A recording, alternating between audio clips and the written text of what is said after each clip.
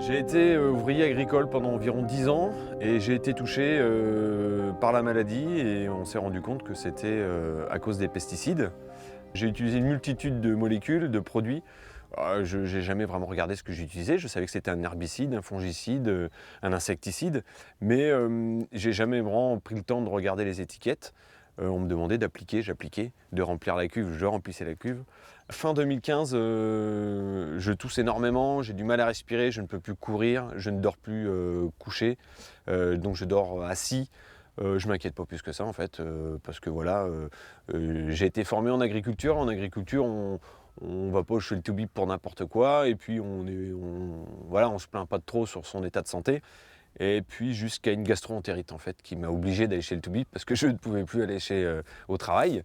Elle m'a examiné, mon médecin généraliste, et puis elle a vu que je ne pouvais pas m'allonger en fait sur la table, que j'avais des marbrures plein le torse, et j'avais des sueurs nocturnes, ça je lui avais dit aussi.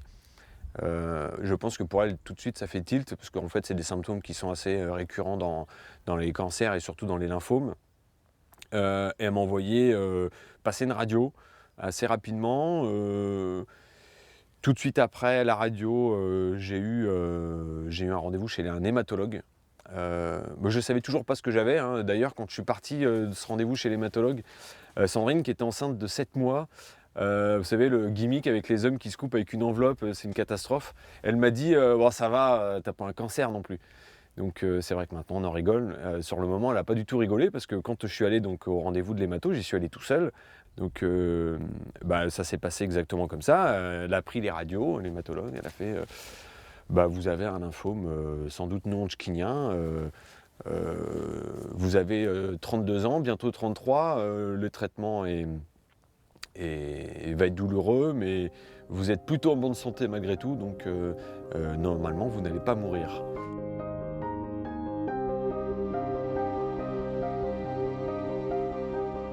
La chimio, c'est pareil, hein, c'est pas de l'aspirine, donc ça vous attaque un peu partout. En fait, ça vous guérit du cancer et ça vous provoque d'autres maladies. Il y a tous les à côté. J'ai chopé une maladie nosocomiale, j'ai une phlébite. Enfin bon, c'est des petits trucs qui sont pas grand-chose, mais qui, en plus de ça, vous pourrissent un peu la vie dans le traitement. La première fois, on vous dit vous êtes en rémission. Bon, on me l'a dit au mois d'août 2016. Après 9 chimios, on m'a dit tu es en rémission. Donc là, va se passer 2 ans où vous êtes suivi tous les 3 mois, prise de sang, scanner, rendez-vous chez l'hémato pour suivre l'évolution.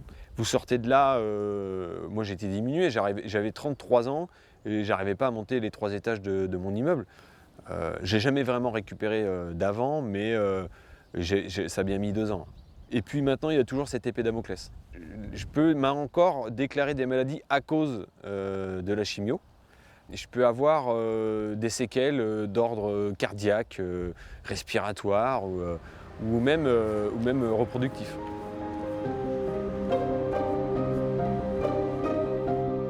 À chaque fois que j'arrive ici, que je revois le bâtiment, j'ai des nausées. Voilà, c'est vrai que la chimio provoque pas mal de nausées, et à chaque fois que je reviens ici, j'ai toujours ce petit goût métallique. Bon, ça ne dure pas excessivement longtemps, mais les souvenirs sont très présents. D'ailleurs, j'ai eu cette nausée peut-être pendant pratiquement 2 ans après l'arrêt du traitement. À chaque fois que j'étais fatigué, j'avais des nausées. Et c'est vrai que revenir ici, ça évoque pas mal de souvenirs. Bonjour. Alors, comment allez-vous? Bien, merci. Ça va? Oui. Racontez-moi un petit peu depuis qu'on s'est vu. C'était avant l'hiver. Est-ce que l'hiver s'est bien passé? Est-ce que vous avez été embêté par des infections? Non, du tout, non, tout va bien. Et... Bon, ça va plutôt mieux. Oui. Globalement, ça va plutôt mieux. Oui.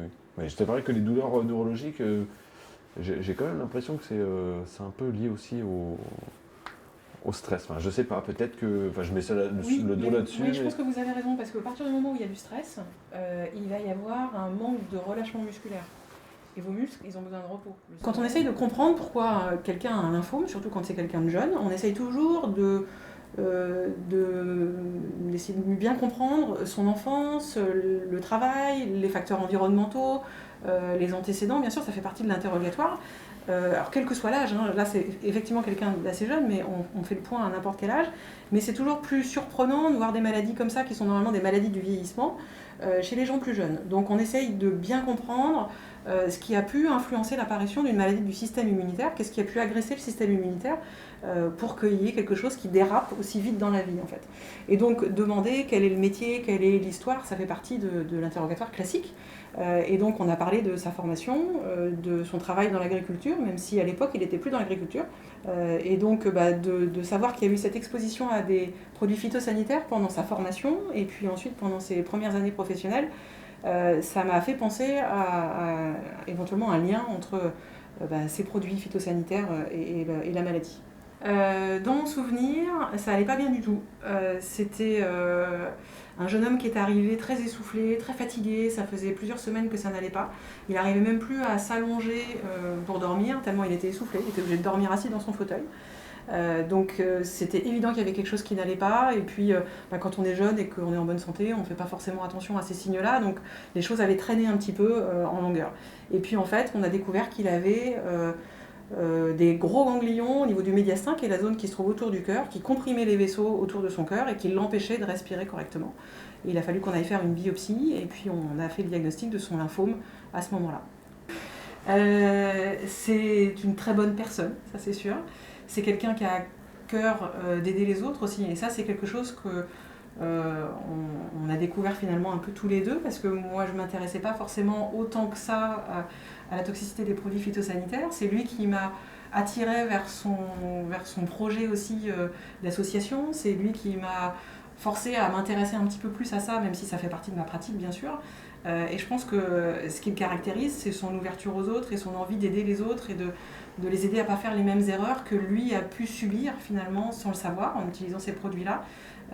Et il a à cœur, parce qu'il est extrêmement généreux, d'aider les autres et de faire partager en fait son expérience pour que ça serve à d'autres.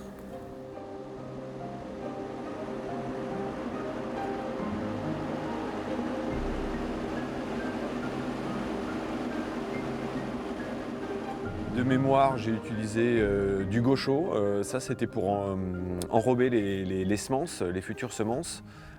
J'ai des souvenirs de ça, très précis, d'avoir une bétonnière, de remplir de grains, de balancer de la poudre dedans et de saigner du nez. À l'époque, vraiment, c'est un souvenir que j'ai. Je pensais pas que je mettais ma santé en danger. C'était assez simple, quand on avait des produits à épandre, donc il fallait techniquement, concrètement remplir la cuve avec de l'eau et un mélange de produits X, par exemple si c'était un fongicide. Je vais prendre l'exemple du fongicide, eh bien on le remplissait hein, concrètement, on versait le produit dans la cuve, mais c'est pas anodin parce que souvent on faisait au globe. Ça va parler aux utilisateurs, c'est-à-dire quand vous avez un bidon, vous le mettez au-dessus de la cuve et vous faites au globe. C'est-à-dire que normalement il faut mesurer, il y a des doses à respecter suivant le volume d'eau, etc. Et nous on faisait un peu au globe, c'est-à-dire que globe, hop, encore un petit coup parce qu'on ne sait jamais, il faut mieux plus que moins. Donc les doses n'étaient pas non plus tellement respectées. Déjà bon, on ne portait pas de gants. Quand je suis arrivé à Strasbourg, je me suis retrouvé donc à postuler pour un emploi de paysagiste. Et moi je n'y connaissais que dalle, en fait moi j'avais fait des études agricoles, mais quand tu as fait des études agricoles en fait t'es plutôt bien vu parce que t'as pas peur des conditions climatiques, normalement t'es un bosseur et t'es pas trop à te plaindre. Et quand je suis arrivé dans cette boîte en fait il m'a dit Julien tu seras responsable de l'entretien des particuliers, des professionnels dans la boîte. Et tu as un camion, une remorque, une tondeuse. Et surtout, tu peux oublier un bidon d'essence, mais tu n'oublieras pas le bidon de désherbant qui était du glyphosate. Et moi, j'avais un pulvérisateur à dos que je remplissais tous les jours. Et il avait un truc sympa, ce pulvé, c'est qu'il fuyait. Et donc l'été il fait très chaud à Strasbourg et j'avais l'impression d'être bien parce qu'en fait j'avais le dos en fait trempé d'eau de produits en fait toute la journée et j'étais bien, j'étais au frais sans penser aux conséquences derrière que en fait c'était du glyphosate et qu'en fait c'était en partie ça qui serait responsable 10 ans après de mon cancer. Et d'ailleurs, quand j'ai fait mon enquête et quand j'ai demandé à mes anciens collègues de travail de témoigner, c'est des choses après coup, qui les ont marqués en fait. Ils m'ont dit, mais en fait, quand on y repense, ton truc qui fuyait, t'en avais plein le dos. On mangeait dans la cabine à côté des bidons, etc. On se lavait les mains avec de l'eau qu'on remplissait pour remplir la cuve. Enfin, on n'avait pas de gants, on n'avait pas de masque, on faisait ça à l'arrache. Et en plus, moi j'adorais faire ça. Parce qu'en fait, le glyphosate, c'est un truc de feignant en fait. Hein. Vous le mettez, et il n'y a plus d'herbe, c'est super en fait, c'est un super produit. Ça marche quasiment tout de suite, on a la vue sur ce qu'on a fait. Vous repassez une semaine après, ça commence à jaunir et puis c'est propre quoi. Et vraiment, ça nous facilitait le travail ce glyphosate parce qu'il n'y a pas de débroussailleuse, parce qu'on détourait tout. Et en plus, les clients étaient super contents parce que ça fait propre. Ils ont l'impression vraiment que vous avez travaillé pour le long terme. Et ouais, ça a choqué pas mal mes anciens collègues en me disant mais c'est vrai que maintenant quand on y pense, c'était n'importe quoi en fait. Hein.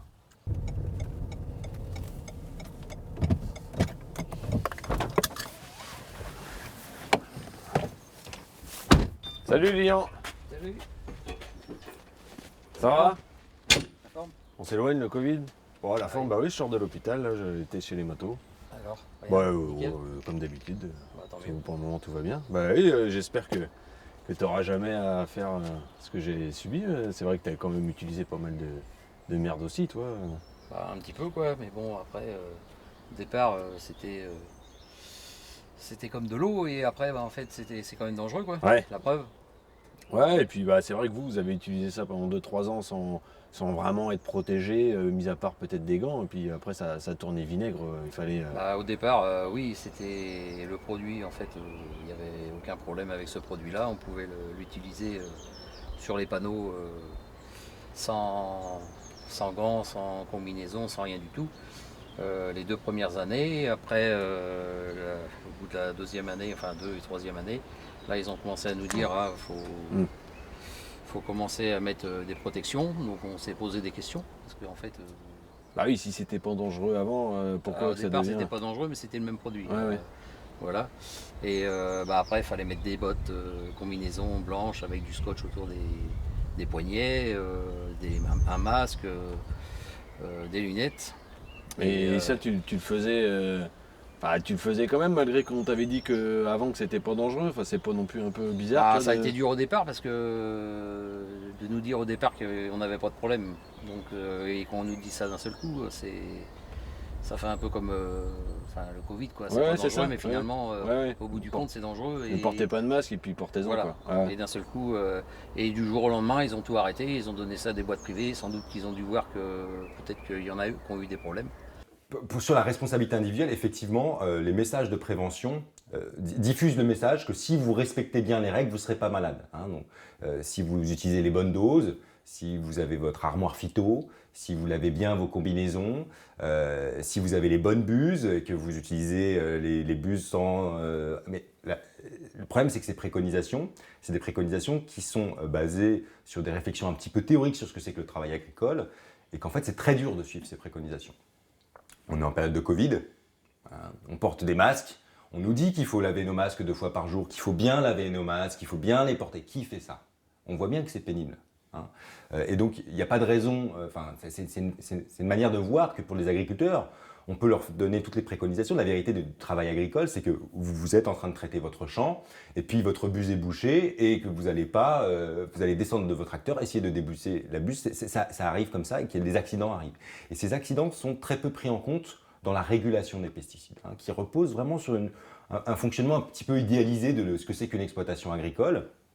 Bah, les responsables, on les connaît de la situation. Les responsables, il y a 3 parties qui sont responsables. Il y a l'État qui autorise la mise sur le marché des produits phytosanitaires.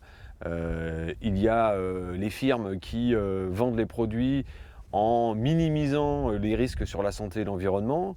Et puis il y a les services de santé, hein, la MSA, la CPM, qui ne font pas assez de travail de formation et d'information sur la dangerosité des produits. Alors, qu'est-ce qui fait qu'un agriculteur malade va pouvoir se reconnaître comme victime des pesticides? En général, il y a plusieurs étapes. La première étape, c'est déjà de penser que sa maladie, elle est liée à une exposition chimique, indépendamment de se sentir victime, hein, c'est-à-dire responsable de la faute de quelqu'un ou du préjudice lié à l'activité de quelqu'un d'autre.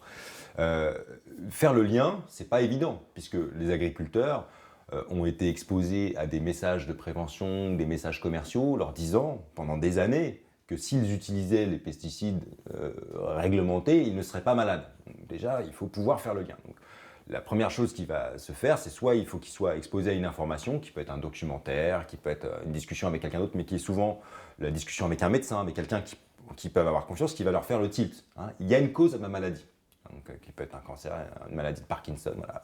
Il y a une cause à ma maladie. Et à partir du moment où il y a cette cause à la maladie, se sentir victime, c'est encore autre chose. Parce que ça veut dire considérer que cette cause, c'est pas moi qui en suis responsable. Et les agriculteurs, c'est souvent des exploitants agricoles, ou quand c'est des salariés, c'est des gens qui sont relativement proches aussi, hein, qui peuvent être relativement proches des exploitants, c'est donc proches de leur patron, hein, c'est des relations qui sont un peu spécifiques, qui sont un peu différentes de ce qui peut se passer dans l'industrie. D'essayer de déterminer qui je peux blâmer pour ça, et que ce n'est pas moi qui ai acheté des pesticides alors qu'on m'avait... Voilà, moi qui suis responsable de mon exploitation, moi qui ai acheté les pesticides, c'est compliqué. Et donc ça suppose de remonter en amont, si vous voulez, dans la chaîne de diffusion des pesticides, de commercialisation des pesticides, pour trouver éventuellement d'autres responsables. Et donc de comprendre comment se fait l'autorisation, de comprendre qu'il y avait des intérêts à la diffusion des pesticides, des intérêts économiques, des intérêts commerciaux, des intérêts industriels. Moi, je peux l'affirmer que je suis un malade des pesticides parce que j'ai une reconnaissance en maladie professionnelle. Donc, il y a eu une enquête faite par les services de santé, par la CPM en l'occurrence, qui ont déterminé que mon exposition m'a valu ce cancer du sang. Et donc, j'ai été reconnu en maladie professionnelle due aux pesticides pour un lymphome non-hodgkinien. En fait, quand j'ai été reconnu en maladie professionnelle, pour moi déjà, comme je ne vais pas l'être, ça a été une surprise. Et en fait, c'est important en fait la reconnaissance parce que voilà, vous êtes malade et c'est votre travail qui vous a rendu malade et on le reconnaît. Et ça, c'est tout bête hein, peut-être, mais plus que l'argent, plus que tout, c'est cette reconnaissance pour votre travail accompli qui dit que voilà, vous avez travaillé, vous avez été malade, et ça c'est important, c'est un peu une reconnaissance de la nation, si je peux dire. En fait, on dit bah voilà, oui, vous avez travaillé, oui, vous avez été malade, et on le reconnaît quoi. Et pourquoi je me bats? Parce qu'en fait, je suis un cas particulier. En 8 mois, même pas, j'ai été reconnu. J'ai pas eu besoin de faire des relances, d'aller saisir des tribunaux, etc. Donc je me suis dit, c'est pour ça que je suis allé vers Phytovictime. Je me suis dit, maintenant, qu'est-ce que j'en fais de cette reconnaissance? J'avais envie de retourner dans les lycées agricoles, faire des interventions scolaires et d'aller voir les futurs agriculteurs, les futurs utilisateurs des produits, en leur disant, vous faites ce que vous voulez, vous les utilisez, vous les utilisez pas, ça c'est pas mon job, je suis pas qualifié pour vous parler de ça. Par contre, quand vous les utilisez, faites attention. Les conséquences pour votre santé peuvent être désastreuses. Qui fait du jalonnage? Comment vous procédez On met des jalons tous les 15 mètres de l'écart. Comme ça, la sulfateuse et le pendant engrais qui passe au même endroit et qu'on va se repérer. En fait, ça c'est le genre de choses que moi je faisais en fait quand j'étais apprenti et puis quand j'étais salarié, je faisais du jalonnage et c'est en partie à cause de ça parce qu'on ne saura vraiment jamais ce qui a causé mon cancer, mais c'est en partie aussi à cause de ça parce que et moi j'avais pas du tout de conscience, et mon patron non plus, hein, parce que je ne jette pas la pierre à mon patron, parce que d'une il a perdu un fils de ce même cancer, donc je ne pense pas qu'on envoie. Je pense pas qu'il y ait un père ou un agriculteur même qui dise tiens, aujourd'hui je vais aller empoisonner mon voisin, je vais aller empoisonner ma terre et je vais aller empoisonner mes gamins. Non, je pense pas, c'est qu'il n'avait pas conscience à cette époque-là. Et moi je faisais ça, je faisais le jalon. Moi je faisais le jalon vivant, hein, c'est-à-dire que généralement je me mettais au bout du champ, je comptais, je ne sais plus à l'époque, peut-être 12 mètres suivant la taille du pulvé, je ne me souviens plus. Je faisais le jalon vivant, donc je le voyais arriver, et quand il arrivait, je courais pour 12 mètres pour passer de l'autre côté du champ, mais j'étais dans le champ pendant qu'il pulvérisait, et ça c'était, ça je le faisais en short et brodequin, quoi. Voilà, j'étais pas du tout protégé, et ça c'est des conduites à risque. Bah moi on est en pastoralisme, on met les brebis sous des noyers bio. Et puis il dit que ça change, mais c'est sûr il a plus besoin de passer le broyeur ou quoi, mais un mois après on l'a mis sous des noyers qui n'étaient pas bio, il nous avait pas mis qu'il avait mis les pesticides, on a eu une centaine de brebis mortes. Les phytos, on ne les interdira pas, on est incapable de les interdire dans 1 an ou 2. Et nous, ce qu'on prône à l'association, on veut interdire les CMR. C'est toutes les molécules qui sont C, cancérigènes, M, mutagènes et 2, reprotoxiques. C'est les molécules les plus dangereuses. Et si déjà on interdisait cela, déjà, d'un point de vue de santé humaine et de santé publique, en plus général, on fera déjà bien avancer les choses. Réduire, trouver des alternatives, vous former correctement, ça ne prendra pas 1 an ou 2. Peut-être vous, futurs agriculteurs, qui trouveront les solutions pour sortir progressivement, mais je ne crois pas qu'on puisse un jour sortir totalement des pesticides. Ça me paraît, ça me paraît quand même un peu compliqué, encore aujourd'hui. CMR, voilà, retenez ça, cancérigène, mutagène et reprotoxique. Allez, sortez en pause. À tout à l'heure. C'est vrai que dans les Pays de la Loire, on est une région qui est très agricole. Il y a de la viticulture, beaucoup. Et donc il y a beaucoup de viticulteurs qui ont utilisé des produits phytosanitaires pendant des années. On a beaucoup de maraîchage aussi. Et donc clairement, on a beaucoup d'expositions professionnelles. Les lymphomes sont en augmentation d'une manière générale en France, mais particulièrement dans les régions où il y a eu de l'agriculture avec l'utilisation de produits phytosanitaires. Et moi, c'est quasiment du quotidien de voir des gens qui ont pu être exposés. Après, on n'a pas toujours la durée d'exposition. Parfois, c'est des riverains, parfois, c'est des professionnels. C'est pas toujours évident de faire le lien. Mais c'est certain que ces 20 dernières années, il y a eu une augmentation très nette des pathologies en lien avec les produits phytosanitaires, que ce soit les lymphomes ou les myélomes. Ça a été maintenant reconnu comme étant une maladie professionnelle. Au début, ce n'était pas si évident que ça d'établir le lien de causalité. Maintenant que c'est reconnu, c'est un peu plus facile aussi de faire finalement le diagnostic, d'en parler aux gens et d'essayer à l'interrogatoire de recouper tout ça. Et j'ai de plus en plus, moi je trouve en tout cas dans ma pratique, de patients qui ont eu une exposition professionnelle. Alors je pense qu'il faut avoir conscience, déjà la première chose c'est avoir conscience de ce qu'on utilise comme produit. Bien sûr si possible essayer de faire au mieux pour ne pas être exposé à ces produits-là, mais si on a été exposé à ces produits-là, savoir quel type de pathologie ça peut donner. C'est très important de la compréhension des choses, la compréhension des maladies que ça peut entraîner pour savoir dépister des symptômes.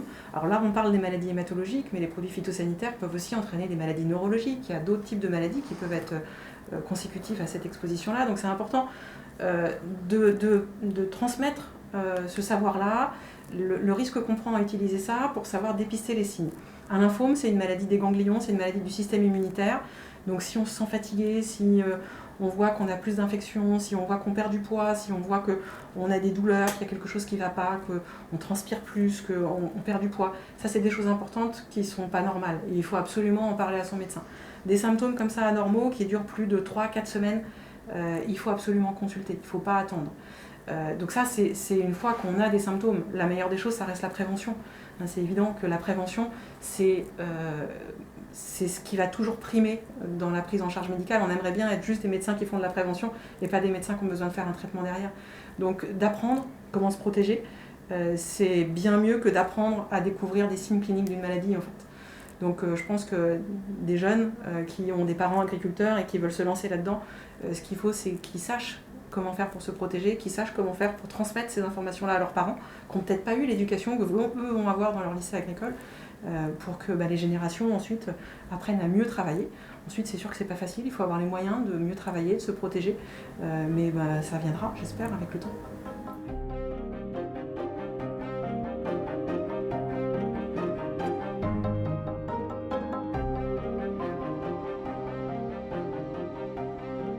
Souvent ce que je dis aux élèves en agriculture, vous les utilisez pas. Je ne suis pas agronome, je ne vais pas vous dire de faire du bio, que les pesticides c'est mauvais. J'ai ma petite idée sur la question, mais moi j'ai aucune légitimité de leur dire ça aux jeunes et à leur dire ça. Mais je leur dis, si vous utilisez, protégez-vous. Le seul souvenir que j'ai c'est d'une visite sur un salon d'un stand de la MSA, il me semble, où il y avait un mannequin équipé, protégé, avec les EPI qu'il faut pour épandre des produits phytosanitaires. Moi, je sais pas, j'avais 15-16 ans, et je me souviens très bien d'être passé devant et de rigoler avec les copains, parce que c'est n'importe quoi en fait. On va pas s'habiller comme ça pour épandre quand il fait chaud comme on fait, et puis voilà, on est des ados, on est des durs, et puis on est immortels. Donc à la suite de tout ça, ça remet pas mal de choses en question finalement, parce que vous avez 33 ans, vous êtes malade, un cancer, c'était assez urgent, je suis pas passé loin de la mort, je sais pas, mais en tout cas, oui, c'était quand même assez grave et assez urgent. J'avais envie de quelque chose d'un peu plus, d'avoir du temps pour moi et ma famille. Et puis j'ai vu cette annonce de chauffeur de tracteur au sein de la métropole nantaise. Et je savais que j'utilisais plus de pesticides depuis quelques années maintenant. C'était une condition sine qua non. De toute façon, j'aurais pas pu faire de métier en lien avec un produit chimique quelconque, d'ailleurs, qu'il soit agricole ou pas. Ça me donne des frissons, quoi. Ça n'aurait pas été possible de retravailler là-dedans. En tout cas, en contact avec des produits phyto, j'aurais pas pu.